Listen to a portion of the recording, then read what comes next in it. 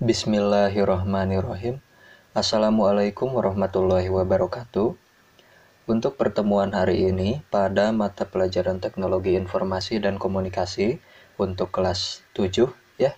Bab 1 ini kita akan membahas tentang pengenalan terhadap teknologi informasi dan juga teknologi komunikasi. Nah, sebagai makhluk sosial, komunikasi ini merupakan salah satu kebutuhan manusia untuk saling berinteraksi dengan sesama manusia lagi. Nah, sedangkan fungsi dari komunikasi itu sendiri adalah supaya kita dapat bertukar informasi dengan orang-orang yang kita kenal ya, seperti teman kita, saudara, dan juga kerabat kita. Nah, mungkin itulah hubungan antara informasi dan juga komunikasi ya. Kita membutuhkan informasi. Nah, sedangkan cara untuk mendapatkan informasi adalah dengan cara berkomunikasi ya. Nah, selanjutnya di sini. Nah, pada awal mulanya apabila seseorang ingin menyampaikan informasi itu harus dilakukan secara lisan atau secara langsung. Nah, tetapi sekarang dengan adanya kemajuan teknologi, informasi ini atau berita yang ingin kita sampaikan ini bisa didengar dengan lebih cepat dan juga lebih mudah oleh orang yang ingin kita ajak berkomunikasi ini. Nah, sebagai contohnya nih, pada saat kita mengirimkan surat ini dapat dilakukan dengan lebih mudah dan juga lebih cepat dengan adanya email atau surat elektronik. Nah, selanjutnya di sini untuk pengertian informasi dan komunikasi ya. Pertama-tama pengertian informasi. Nah, informasi ini adalah suatu berita atau pengumuman yang diproses sedemikian rupa sehingga menjadi sesuatu yang dapat disebarkan atau diberitahukan kepada orang lain. Ya, jadi informasi ini dapat berupa berita dan juga pengumuman ya yang sudah diproses sehingga dapat disebarkan atau diberitahukan kepada orang lain. Nah, selanjutnya di sini untuk pengertian komunikasi. Nah, komunikasi ini merupakan suatu proses atau bisa dibilang juga suatu kegiatan yang dilakukan oleh manusia untuk menyampaikan informasi atau gagasan ya kepada manusia yang lainnya ya. Nah, selanjutnya di sini untuk peralatan-peralatannya ya. Yang pertama di sini ada peralatan teknologi informasi. Nah, peralatan teknologi informasi ini adalah peralatan-peralatan yang dapat kita gunakan untuk mendapatkan atau memperoleh informasi. Nah, salah satu contohnya di sini yang pertama ada komputer ya. Sudah jelas di sini dengan menggunakan komputer kita bisa memperoleh informasi apa saja yang kita inginkan. Apalagi sekarang dengan adanya teknologi internet kita bisa mencari informasi apa saja ya yang ada di dalam internet. Nah, selanjutnya ada juga radio. Nah, radio ini kita juga bisa mendapatkan informasi dari mendengarkan radio. Selanjutnya ada juga televisi ya yang bisa kita tonton, bisa kita saksikan untuk mendapatkan informasi baik itu dari berita ataupun dari ya sekedar hiburan ya misalnya. Selanjutnya di sini ada faksimili. Nah, faksimili ini itu cara kerjanya hampir sama seperti komputer, hanya saja mungkin di sini faksimili cuma bisa berkirim gambar ya. Kita cuma bisa memperoleh gambar dari faksimili itu. Nah, selanjutnya di sini internet ya, seperti yang sudah Bapak singgung sebelumnya. Pada internet ini kita bisa mendapatkan informasi apa saja yang kita inginkan ya. Nah, itu mungkin untuk peralatan-peralatan teknologi informasi. Nah, selanjutnya di sini ada juga peralatan-peralatan teknologi komunikasi. Nah, peralatan teknologi komunikasi ini adalah peralatan yang dapat kita gunakan untuk berkomunikasi ya. Yang pertama sudah pasti dan sudah jelas di sini ada telepon. Ya, kita bisa berkomunikasi dengan orang yang jaraknya jauh dari lokasi kita tinggal saat ini dengan menggunakan telepon ya. Selanjutnya nomor 2 di sini ada modem. Mungkin sebagian dari kalian belum mengenal apa itu modem ya. Jadi modem ini adalah alat yang digunakan untuk menyambungkan laptop atau komputer kita ke internet. Jadi kalau tidak memiliki modem, komputer atau laptop kita ini tidak akan bisa terhubung dengan internet. Nah, selanjutnya untuk yang keempat di sini ada satelit. Nah, satelit ini dia masuk ke dalam teknologi komunikasi karena baik itu telepon, baik itu siaran televisi, itu semuanya menggunakan teknologi satelit ya. Misalkan saja telepon ya, pada saat kita sedang menghubungi teman kita ya, itu dia tidak secara langsung terhubung ke telepon teman kita ya, dari telepon kita langsung ke telepon teman kita. Nah, tapi dia harus melalui satelit terlebih dahulu. Jadi dari handphone kita sinyalnya dikirim ke satelit, nah dari satelit baru disampaikan ke handphone milik teman kita. Jadi itulah kenapa satelit masuk ke dalam peralatan teknologi komunikasi. Nah, selanjutnya untuk yang terakhir di sini ada telegraf. Nah, telegraf ini mungkin pada saat ini sudah jarang yang menggunakan ya, karena untuk cara berkomunikasinya telegraf ini masih menggunakan kode Morse ya. Adapun mungkin sekarang ada sedikit yang masih menggunakan telegraf, misalkan ada kapal laut ya, itu pada saat kapal laut itu sedang berlayar di tengah lautan, itu mereka masih menggunakan telegraf untuk berkomunikasi. Itu pun telegraf yang digunakan sudah berbentuk telegraf elektronik ya, tidak seperti dahulu yang masih menggunakan telegraf mekanik atau manual. Nah, selanjutnya di sini ada penggolongan komputer.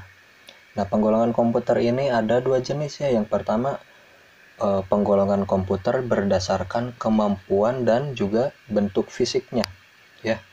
Nah, yang pertama di sini ada komputer mainframe. Nah, komputer mainframe ini lebih dikenal juga dengan istilah superkomputer ya. Kenapa dia dikatakan superkomputer? Karena dia memiliki bentuk fisik atau ukuran yang paling besar dan juga memiliki kemampuan yang paling baik di antara komputer-komputer yang lainnya. Nah, biasanya komputer mainframe ini atau superkomputer ini digunakan untuk keperluan-keperluan penelitian ya. Digunakan juga untuk keperluan militer karena kemampuannya yang sangat tinggi. Selanjutnya yang nomor 2 atau B, di sini ada mini komputer. Nah, mini komputer ini dia adalah versi yang lebih kecil dari komputer mainframe ya. Mini komputer ini biasanya digunakan di perusahaan-perusahaan. Nah, selanjutnya yang ketiga di sini ada mikrokomputer atau lebih dikenal dengan istilah personal computer. Biasanya disingkat dengan PC. Nah, mikrokomputer atau personal computer ini adalah komputer yang biasa kita gunakan dalam kehidupan sehari-hari ya. Selanjutnya yang terakhir di sini juga ada portable computer ya. Portable computer ini memiliki ukuran yang paling kecil karena dia bersifat portable atau bisa dibawa kemana-mana ya. Nah, itu mungkin penggolongan komputer berdasarkan kemampuan dan juga bentuk fisiknya ya. Selanjutnya di sini ada penggolongan komputer berdasarkan jenis data yang diolah ya. Nah, yang pertama di sini ada komputer analog. Nah, komputer analog ini adalah komputer yang tidak memiliki rangkaian elektronik dan juga data yang diolahnya ini bersifat kualitatif. Jadi data-datanya itu seperti kecepatan, seperti arah angin. Nah, biasanya komputer analog ini juga dapat berupa speedometer yang ada pada kendaraan bermotor ya, seperti motor atau mobil, itu masing-masing memiliki komputer analog atau speedometer ya. Nah, selanjutnya yang kedua di sini ada juga komputer digital. Nah, komputer digital ini adalah komputer yang mengolah data yang bersifat kuantitatif ya. Nah, komputer digital ini mengolah data-data seperti angka atau huruf dan juga simbol ya.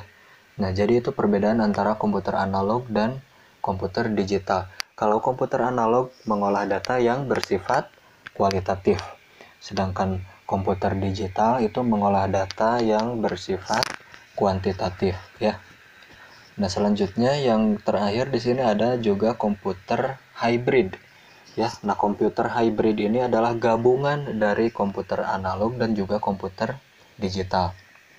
Jadi itu adalah penggolongan komputer berdasarkan jenis data yang diolah ya. Terus selanjutnya di sini ada media jaringan informasi. Nah, media jaringan informasi ini adalah alat-alat yang digunakan ya untuk membentuk sebuah jaringan. Nah, di sini ada dua jenis. Yang pertama ada media yang menggunakan kabel ya. Nah, kabel yang pertama di sini ada kabel unshielded twisted pair atau singkatan dari atau disingkat menjadi kabel UTP ya. Nah, kabel UTP ini memiliki skala yang kecil ya, biasanya digunakan untuk menghubungkan komputer yang satu dengan komputer yang lainnya ya. Terus yang kedua di sini ada juga kabel koaksial. Nah, kabel koaksial ini memiliki skala atau jangkauan yang sedikit lebih besar dibandingkan dengan kabel UTP. Nah, biasanya kabel UTP, kabel koaksial ini digunakan untuk menghubungkan jaringan komputer dengan jaringan komputer yang lainnya. Nah, biasanya jangkauannya ini antar gedung ya. Nah, selain untuk menghubungkan antar jaringan dengan jaringan, kabel koaksial ini juga biasanya digunakan pada televisi ya, untuk menghubungkan televisi dengan parabola atau antena. Selanjutnya di sini untuk media kabel yang ketiga itu ada kabel fiber optik ya. Nah, kabel fiber optik ini adalah kabel jaringan yang memiliki jangkauan paling jauh jika dibandingkan dengan kabel-kabel yang lainnya. Nah, kabel ini biasanya digunakan untuk menghubungkan jaringan-jaringan antar daerah ya. Jadi biasanya mungkin kalian kalau sedang bepergian itu biasanya kalian melihat penggalian-penggalian di pinggir jalan.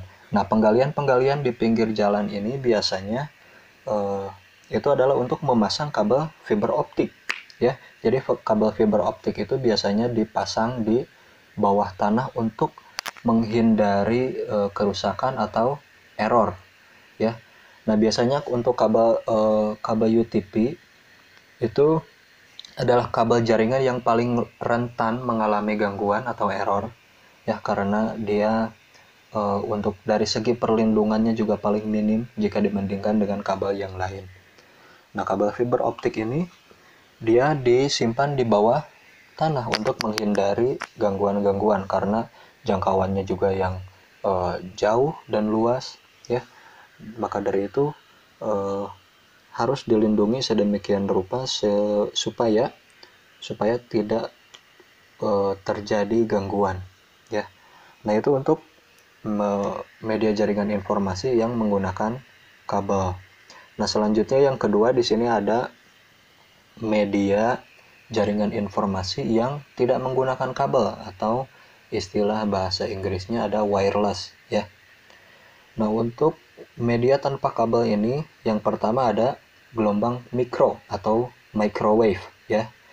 Nah, contoh dari teknologi yang menggunakan gelombang mikro ini yang pertama adalah ada WiFi dan juga ada Bluetooth ya.